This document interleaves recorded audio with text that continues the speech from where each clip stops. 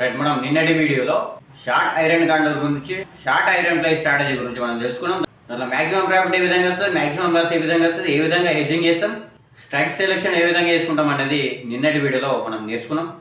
మరి ఈ రోజు వీడియోలో మనం long iron fly, long iron condor గురించి మాట్లాడుతున్నాం. ఓకే, మీకు సింపుల్గా అర్థం కావాలంటే ఏదైనా సరే నువ్వు ఆప్షన్ సెల్లింగ్ లో మనం చేసిన ప్రతి ఒక్క స్ట్రాటజీ కూడా ఆప్షన్ బయింగ్ వచ్చేసరికి ఏమవుతుందంటే దానికి ఎగ్జాక్ట్లీ రివర్స్ అవుతుంది. ఓకే, అంటే నువ్వు బై చేసిన ప్రైజ్ సెల్ చేసిన ప్రైజ్ బై చేసి కనుక దాన్ని రివర్స్లో వేస్తే, ఆ స్ట్రాటజీని రివర్స్లో వేస్తే ప్రాఫిట్ లాస్ రివర్స్ అవుతాయి, ప్లస్ అది ఆప్షన్ బయింగ్లోకి కన్వర్ట్ అయిపోతుంది. ఒకవేళ ఆప్షన్ సెల్లింగ్ స్ట్రాటజీ అయితే ఆప్షన్ బయింగ్లోకి కన్వర్ట్ అవుతుంది, ఆప్షన్ బయింగ్ స్ట్రాటజీ అయితే ఆప్షన్ సెల్లింగ్లోకి కన్వర్ట్ అవుతుంది. ఓకే, ఇదే విషయం సింపుల్గా అర్థమవుతుంది. మరి మనం షార్ట్ ఐరన్ కాండర్ వల్ల ఏమని చెప్పుకున్నాం, ఎడద మనీలను సెల్ చేస్తాం, దానికి హెడ్జెస్ అనేది బై చేస్తాం, అంతే కదా. ఏటీఎం ఎడద మనీ ప్రైజ్లను సెల్ చేస్తాం, మార్కెట్ ఈ లెవెల్ ఉన్నప్పుడు ఏటీఎం ప్రైజ్లను సెల్ చేసి దానికి హెడ్జెస్ అనేది బై చేస్తాం. లాస్ అనేది ఫిక్స్ అనేది ఉంటుంది, మార్కెట్ అనేది సైడ్ వేస్లో ఉంటే మనకు ప్రాఫిట్ వస్తుంది అని చెప్పేసి అనుకున్నాం. ఇది iron fly strategy, short iron fly. Short అంటే సెల్లింగ్, అంతే.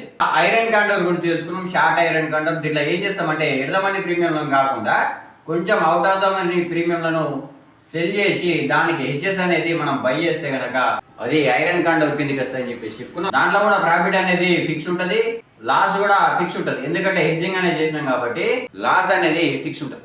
అయితే మరి long iron condor, long iron fly గురించి మనం తెలుసుకోవాలంటే ఇది ఎప్పుడు చేస్తామంటే మార్కెట్ అనేది సైడ్ వేస్ మాత్రం ఉండదు, ఎందుకంటే మనకు లాస్ వస్తుంది.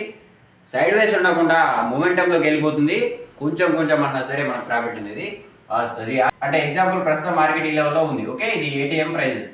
ఈ లెవెల్లో మనం ఏం చేస్తామంటే ఎగ్జాక్ట్లీ దీంట్లో ఏం చేసినామో దానికి రివర్స్ చేస్తాం. ఓకే, షార్ట్ ఐరన్ ప్లైలా ఏం చేసినామో దానికి ఎగ్జాక్ట్గా రివర్స్లో చేస్తాం. ఎడ మనీలను సెల్ చేసినాం, దీంట్లో అవుట్ ఆఫ్ ద మనీలను బై చేసినాం, దానికి హెడ్జెస్ చేసినాం.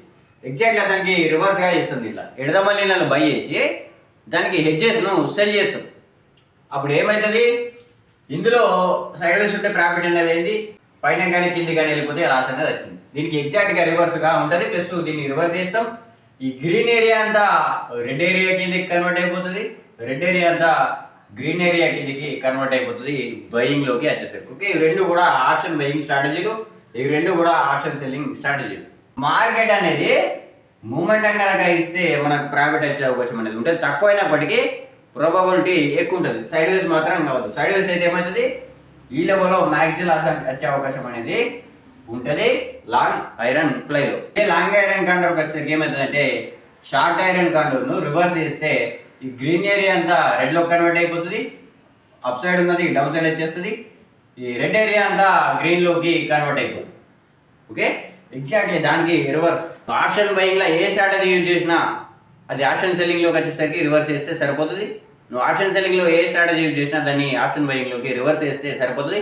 ఇక్కడ లాస్ ఉన్నది అక్కడ ప్రాఫిట్ అవుతుంది, అక్కడ ప్రాఫిట్ ఉన్నది ఇక్కడ లాస్ అవుతుంది, ఇక్కడ ప్రాఫిట్ ఉన్నది అక్కడ లాస్ అవుతుంది, అక్కడ లాస్ ఉన్నది ఇక్కడ ప్రాఫిట్ అవుతుంది. ఓకే, అంతే.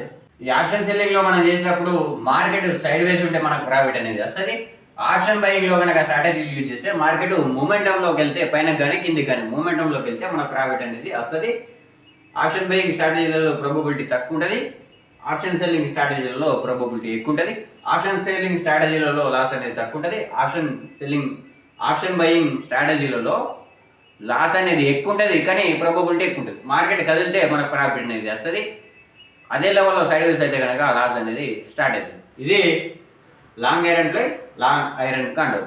Okay, right. అయితే మరి నెక్స్ట్ వీడియోలో మనం రేషియో స్ప్రెడ్ గురించి మాట్లాడుకుందాం. అంతవరకు సెలవు, బాయ్ బాయ్.